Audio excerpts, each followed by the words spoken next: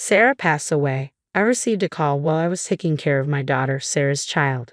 According to the police, Sarah and her husband Spencer were hit by a car while crossing an intersection, and soon after, they passed away. The sudden news left me in shock. My heart raced and I felt dizzy.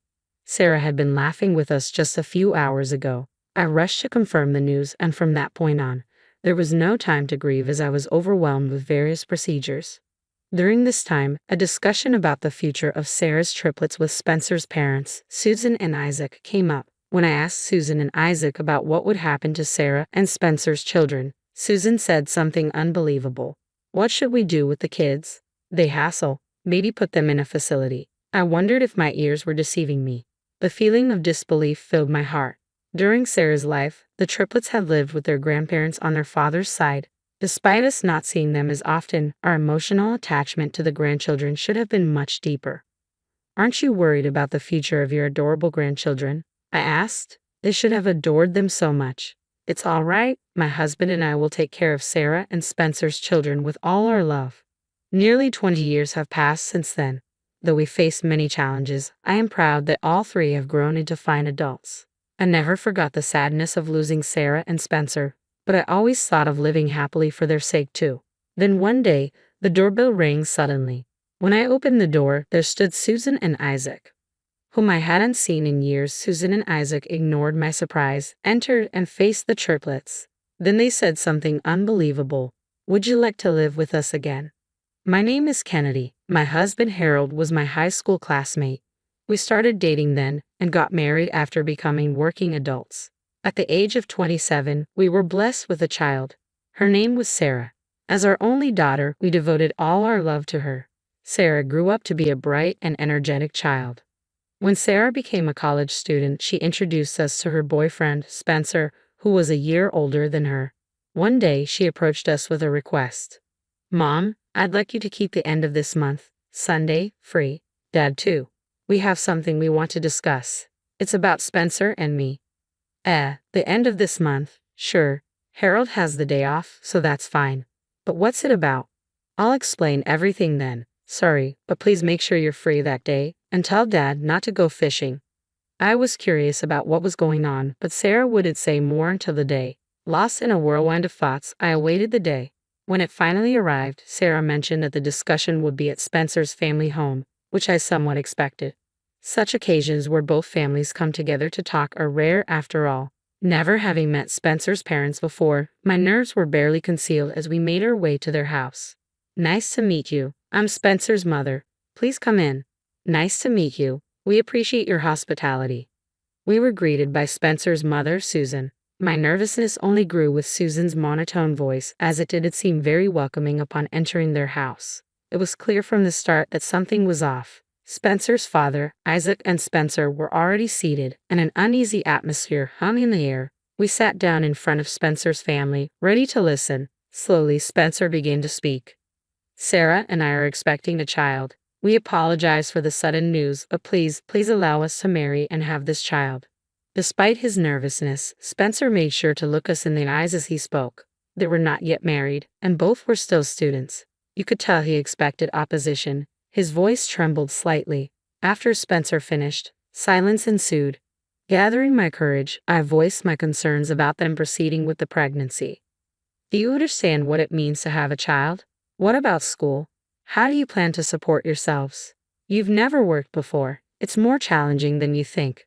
Following that, Spencer's parents, Susan and Isaac, also opposed the idea, deeming them too young. "Don't be ridiculous. You're still children yourselves, talking about marriage and a baby. Who do you think has been paying for your education, you ingrates?" Their words were a torrent of anger. However, Sarah and Spencer's determination was much stronger than expected, unwavering in their decision to have the baby.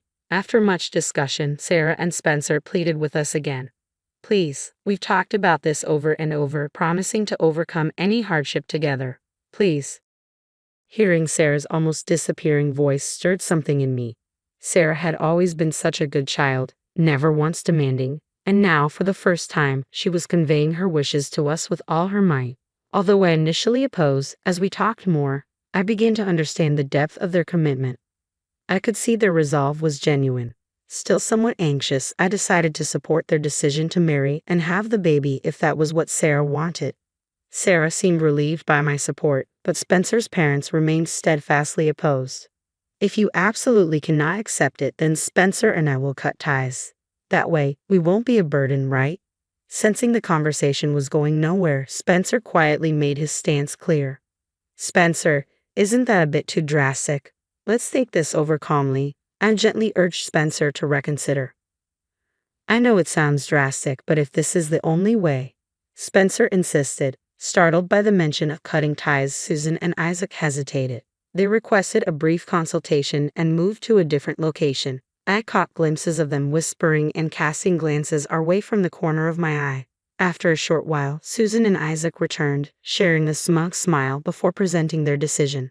They would allow the marriage and pregnancy, but with conditions. The initial relief of their acceptance was quickly overshadowed by the word conditions, making everyone but Susan and Isaac tense. The stipulation was that Sarah and Spencer must live with Spencer's parents at their home. Additionally, we, Sarah's parents, were to provide Susan and Isaac with living expenses for Sarah.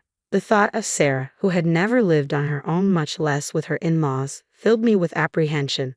What's the matter? Any complaints? If you can't accept these terms, then we won't approve of the pregnancy or the marriage. And of course, we'll categorically refuse to cut ties with Spencer. What will it be, Sarah?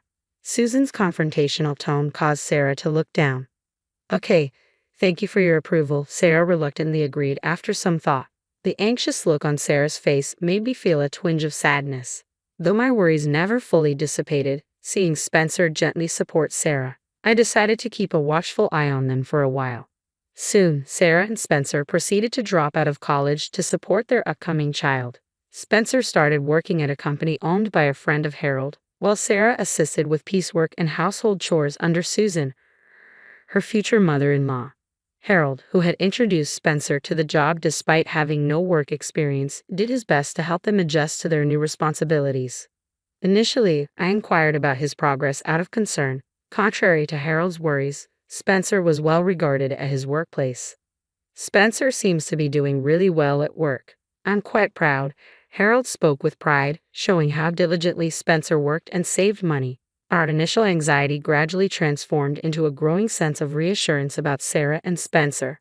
Time passed, and Sarah safely gave birth to triplets. When I first heard it was triplets, I was so surprised that I kept asking Sarah if there was a mistake, a memory that still stands vividly in my mind. I don't know anyone in my circle who has had triplets, and I've heard that multiple pregnancies carry higher risks compared to singleton pregnancies. Amidst these concerns, the days were filled with worry about whether they would be born safely, but the triplets were developing well in Sarah's womb. When they were born, they were incredibly adorable, truly becoming the apple of my eye. Nancy was the first to arrive, the only girl among them. Her eyes were big and beautifully double-lidded, a very charming little girl right from the start. Then came Tanner, the smallest at birth, making us hope he would grow strong and healthy.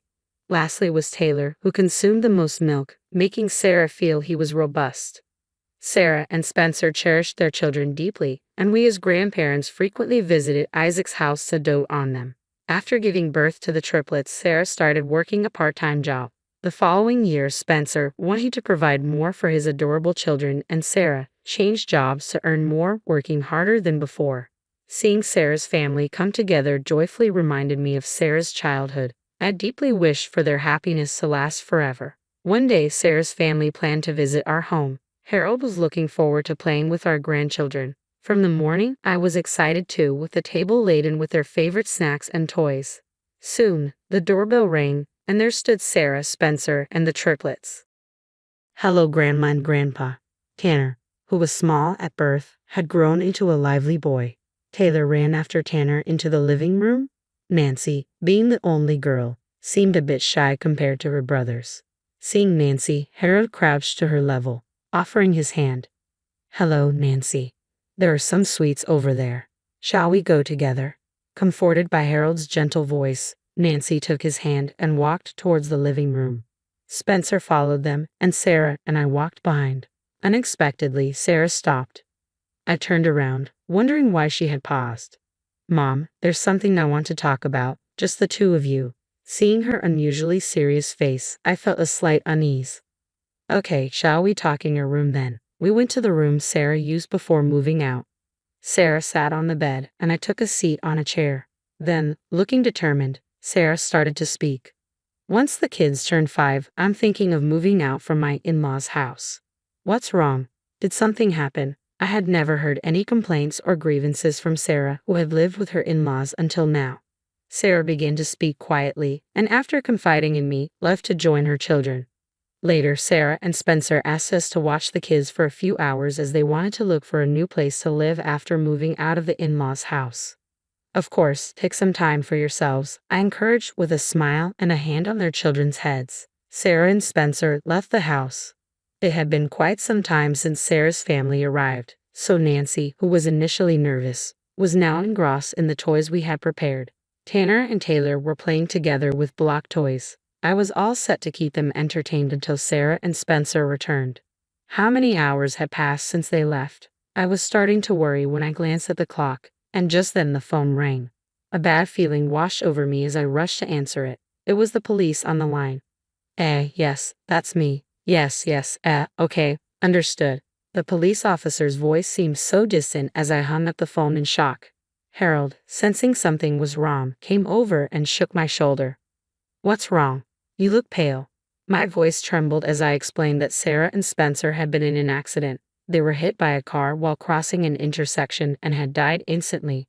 How could I possibly explain this to their innocent children, still playing joyfully? The mere thought brought tears to my eyes. Harold and I hurried to the hospital to start the necessary procedures and confirmations. Harold's hand on my shoulder was trembling, making the reality all the more poignant. After confirming Sarah and Spencer's death, we were swamped with arrangements without even a moment to grieve. There were endless visits to the police and municipal offices, funeral arrangements, and notifying relatives. At Sarah and Spencer's funeral, friends and Spencer's colleagues mourned their untimely deaths, highlighting how beloved they were. It struck me how fortunate they were to have such a supportive community. While Harold and I were busy with funeral staff and attendees, Susan and Isaac were surrounded by acquaintances shedding endless tears. Despite our own sadness, we were just trying to stay strong amidst the overwhelming pain. I muttered to myself, heartbroken during the hectic funeral. Susan's promise to raise the triplets well was the only thing that offered me a sliver of comfort, showing her caring heart for them. Even after the funeral ended, the busy days continued without a break, especially with taking care of the grandchildren. Since the day Sarah and Spencer had their accident, the triplets have been living with us. We didn't tell them directly about their parents' passing, just that they wouldn't be seeing them anymore. Even though they're young, they must find it strange not to see their parents return after a whole day.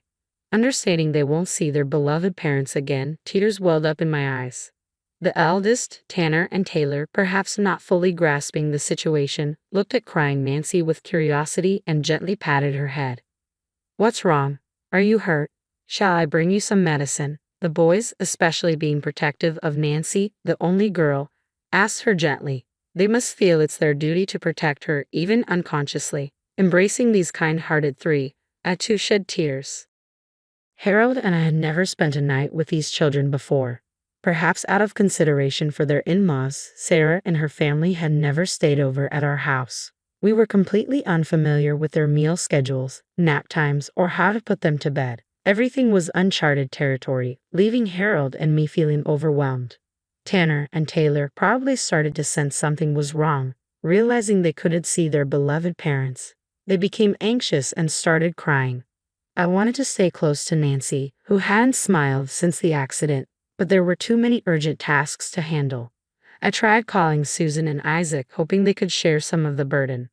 Hello. I was hoping to ask for your help with some arrangements. Susan's response over the phone was cold. We're not really knowledgeable about that. You probably handle it more smoothly, right? We had never spent a night with these children before, to be honest.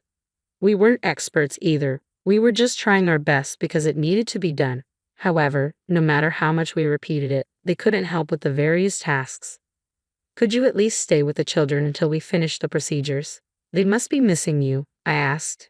No, we're quite busy ourselves. Honestly, we don't have the capacity, was their response. But please, I'm sorry, we have to go now. And with that, the call was abruptly ended. Further attempts to ask for their help over the phone were unsuccessful. No good response ever came. Struggling with the grief of losing Sarah and Spencer, Harold and I managed all the arrangements and took care of the grandchildren, truly exhausted. What remained was the discussion about the division of the estate and custody. Susan and Isaac had not shown their faces since they left their belongings at our house. Up until the day of the discussions, I remembered how much they adored their first grandchildren. Now, understating their parents were gone, the once lively boys had become withdrawn. Harold and I couldn't escape our sorrow, continuing to live in a heavy atmosphere, exhausted from all the arrangements. I hoped the discussions would proceed smoothly. On the day of the discussion, Susan and Isaac arrived at our house and were led to the living room. "Just going to talk for a bit. Can you play here?"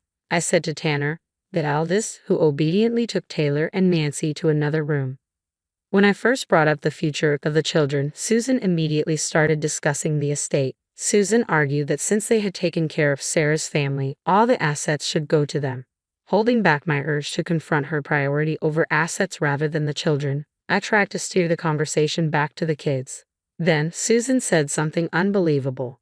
"The kids are too much trouble. How about putting them in a facility?" I doubted my ears. Sarah's children, whom we've lovingly raised, are her precious treasures. Just like Sarah, we hold the belief that these adorable grandchildren are invaluable to us. But it seems Susan and Isaac stood on different ground. Without any sign of remorse, they made shocking statements, escalating my distrust. They pushed all the troubles onto us while demanding the estate simply because they had lived together in the past. Remembering what Sarah confided in me, I clenched my fists in anger. Then I slowly began to speak. "Sarah's children will be taken care of by us. We'll discuss the estate later," I said firmly. Despite my tone, Susan and Isaac kept insisting on transferring the estate rights to them, expecting to gain control. Today, their disregard for their grandchildren, who they once adored, turned my anger into dismay and sadness. What was the meaning of their promise at the funeral to raise the triplets well? Their current behavior made it clear that those words were just for show. I wanted to confront them but refrained, weighed down by the grief of losing Sarah and Spencer and the exhaustion from all the procedures. Of course, taking in our grandchildren was not an issue for us. It might take some time to adjust, but we were confident in our love and care for them. As Susan and Isaac continued to talk about the estate, I quietly resolved in my heart. Impatient with the unproductive discussion, they eventually left our house, adamant about not handing over the estate. Years have passed since Sarah and Spencer died, almost 2 decades. I still remember the joy of legally adopting the triplets. Had these precious children remained with Susan and Isaac, I shudder to think how they might have been treated. The thought alone fills me with dread. We subtly informed the triplets about becoming estranged from Susan and Isaac.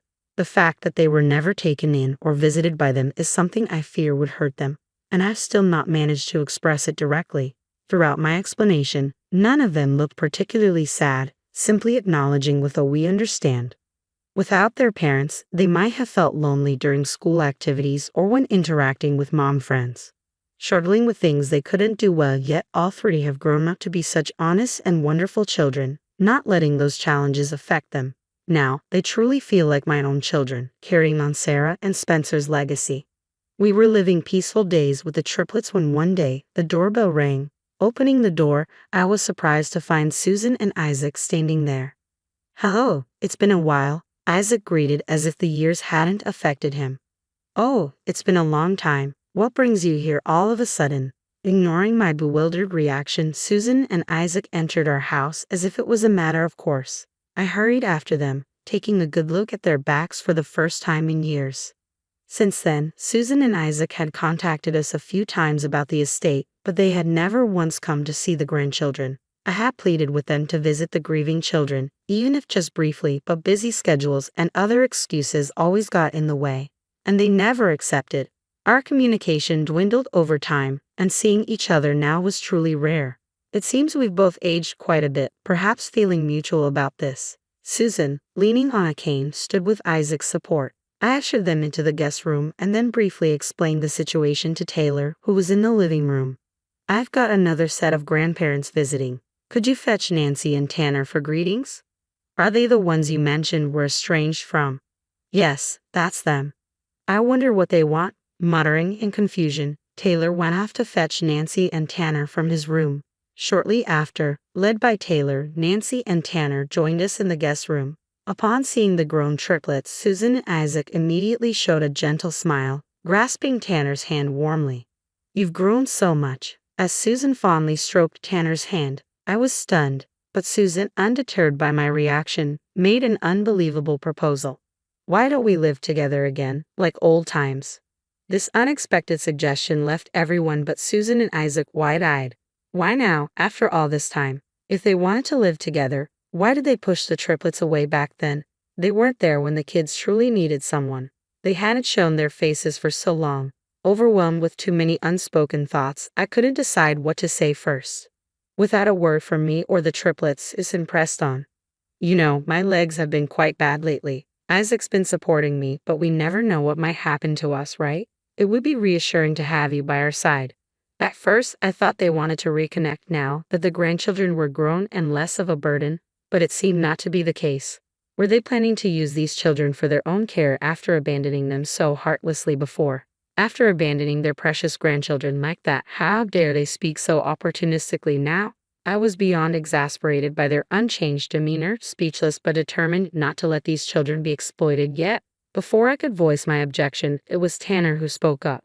"Who are you? Can you leave if you're going to be a bother?" Tanner, looking annoyed, shook off Susan's grasp. In agreement with Tanner, Nancy and Taylor also looked sternly at Susan and Isaac. Surprised by the unexpected resistance, Susan and Isaac showed their anger. Then Susan pointed at me, accusing, "She's the one who tore you away from us. We wanted to live together, but it wasn't possible because of her." The grandchildren, noticing the lack of sincerity in Susan and Isaac's words, continued to cast cold glances at them. Over time, they had grown significantly, now looking down on Susan and Isaac. Simply by standing, Tanner and Taylor stood protectively in front of Nancy and me. Susan and Isaac, disliking the show of defiance from Tanner and Taylor, clenched their jaws tightly. Then they exclaimed, "They used to be such obedient and good kids before. You've been brainwashed by this too." At that moment, my patience ran out. Suppressing the urge to shout back in anger, I retrieved something from the drawer and presented it to Susan. Sarah confided in me before her passing. This was given to me at that time. Recalling Sarah's pained expression that day, my voice deepened. "It's all written here, how harshly you treated Sarah just before her accident." Sarah had handed me a small diary. It contained dates and entries resembling a journal. Initially, I had only skimmed through its pages. After Sarah and Spencer's death, as life gradually became more manageable, I remembered the diary and read it carefully, page by page. The entries detailed how Susan exploited Sarah's guilt over their shotgun marriage and her student status, treating her poorly. Sarah endured in silence, unable to share her struggles with anyone. As her pregnancy progressed and her appetite increased, Susan complained about the rising food expenses and reduced Sarah's portions behind Sarah and Spencer's backs. Money was taken from their wallets and accounts. The diary detailed various abuses Sarah had suffered at the hands of Susan and Isaac. Some pages were smudged with what seemed like tears, illustrating the depth of Sarah's pain. Every day, Susan and Isaac hesitantly took the diary, read the first page, then immediately closed it, choosing not to read further. Their reaction confirmed the truth of the contents written within. Although I hesitated to speak of the painful circumstances in front of the triplets, the thought of them possibly being exploited by Susan and Isaac compelled me to share the testimony Sarah had entrusted to me. Sarah had confided in me painfully about her struggles, how her heart eroded with each act of forbearance, and her frustration at not being able to get along with Susan. Remembering Sarah's plight, I felt my grip tighten. How much Sarah suffered, those words I had directed at myself, wondering why I hadn't noticed Sarah's struggles until she confided in me. Despite seeing the diary, Susan claimed not to remember any such thing, showing no signs of apology or remorse. Faced with Susan and Isaac's persistent request to live together again, I sighed deeply, holding back tears of anger at Susan and Isaac, and at myself for not recognizing Sarah's pain. Nancy gently patted my back. The triplets, even at their young age, faintly remembered Susan being harsh towards Sarah. Nancy, especially being a mama's girl, was always by Sarah's side at home. She distinctly remembered Susan's stern behavior towards Sarah, particularly when Spencer wasn't around. The one clear memory she had was that Sarah often looked sad after talking with Susan. Nancy shared her frustration about being unable to do anything as a child living with Susan and Isaac. I was taken aback, as they had never spoken of these things until now, perhaps sparing Harold and me any worry. At the same time, I felt a surge of anger, knowing that Susan was harsh towards Sarah even in front of her young children. Nancy stood beside Tanner and Taylor, all with determined looks, stating, "We don't want to live with such people," echoing Tanner's sentiments. Taylor and Nancy showed agreement. Following Tanner, I spoke up, "I cannot hand over these precious children to you."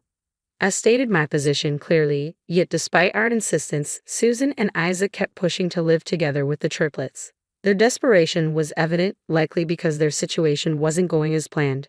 Their physical strength seemed to be waning, probably affecting their daily lives. I could empathize with Susan and Isaac's feelings to some extent, as I too have felt the effects of aging, and I knew how significant the support of these children can be during tough times. But the idea of exploiting my precious children for convenience was intolerable. The triplets had been calm during our discussions, but eventually, they showed their anger. "When our parents died, you wanted to send us away to an institution because we were too much trouble." They vaguely remembered. That they remembered such a thing pained my heart. Despite their denials, Taylor countered with a reminder of their own words. "I'll return those exact words to you now. Please leave if you can't handle it. Perhaps you should go to an institution." Following Taylor, Tanner repeated those words. Nancy, showing a strong resolve, also stared down Susan and Isaac. These children, once dismissed as a nuisance 17 years ago, were now returning those words to Susan and Isaac as accomplished adults. Their words made me feel the significance of how Harold and I had raised the triplets together. While I felt a sense of clarity, Susan and Isaac's frustration only deepened. It was thought that Tanner and Taylor's words would finally make them give up. But against expectations, Susan and Isaac only showed irritation without any signs of remorse. "Spencer was supposed to take care of us. Now that he's gone, it's only natural you should do it right." "Yeah. And if you can't do that, then give us a monthly allowance. Have you forgotten all the care we provided when you were little?" Far from showing any regret, they made even more unreasonable demands. They even demanded payment for the care they had supposedly provided up to that point. I was truly at a loss for words. The lack of compassion from Susan and Isaac was shocking beyond anything I had anticipated. Frozen in shock, the triplets exchanged looks inside. Tanner, who had become a police officer, was the first to speak. "If you make any more trouble, I'll call the police. As an officer, I can assure a prompt response." Tanner, now a police officer, warned sternly. Nancy, now a lawyer, spoke next, asserting, "If you threaten our beloved family like this again, we will take legal action." Susan and Isaac's faces paled by the second. Taylor, who worked at the city hall, delivered the final blow. "Also, you're behind on your property taxes, aren't you? Seizure proceedings are likely to start soon. Perhaps you have other matters to attend to." Hearing those words, Susan and Isaac exchanged looks, seemingly realizing they had hit a nerve. They left our home with their heads bowed, their earlier momentum gone. I watched the backs of these three who have become so dependable despite the hardships and the absence of their parents. They'd grown into such caring and wonderful adults, moved to tears by their growth. The triplets comforted me with a gentle hand. After that day, Susan and Isaac never stormed our house again, though they continued to cause trouble at their workplaces, leading to repeated police reports. I had thought they had given up after such a heated discussion. Their persistence left me wondering what to do. Time passed, and then Tanner brought news. Susan and Isaac had been arrested. Isaac reportedly attacked a police officer at Tanner's police station when they were about to be reported again. This constituted a serious obstruction of justice, including their past nuisances. Both were arrested. Relieved by this news, I once again thanked the triplets. "Thank you for growing up so admirably. No matter how many times I say it, it never feels enough. It's us who should be thanking you. We're really grateful. Thank you for being there during the hard times. We've grown this much because of you too." They expressed their gratitude to me and Harold. Seeing Sarah's gentle image overlaid on the triplets, I felt profoundly moved. Even months after Susan and Isaac's arrest, the triplets continued to live happily with us, each now with someone special. As they reach the age of considering marriage, the question of who will stay with Harold and me has become a playful contention, ensuring our family enjoys peaceful and harmonious days.